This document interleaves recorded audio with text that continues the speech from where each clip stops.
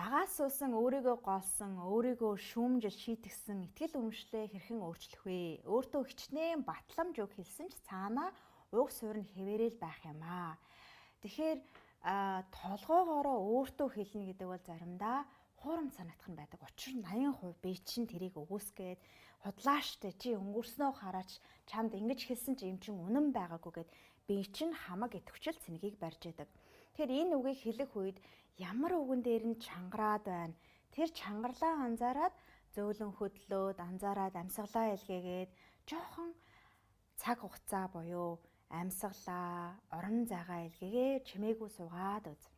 Надад юу хэлэх гэсэн мэ гэд мэдээллийг сонсоод үзвэл үнэхээр чухал мэдээллийг хэлэх чаа. Тэр мэдээллийг нь сонсоод тэр мэдээллийг нь үүсэхгүйгээр хайраар нэн сэтгэлээр хандаад хуургаад байж болно. Тэгэхээр энийг өдөрт хэдэн ч удаа давтаж хэлж магадгүй тийм ээ.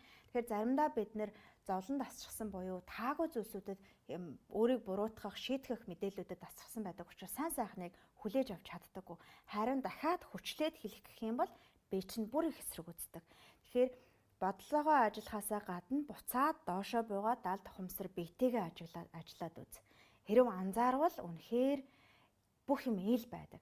Тэгээд амьсгалаараа сайхан буулгаад авахад шинэ итгэл өмшил орж ирэх орон зай гарч ирнэ.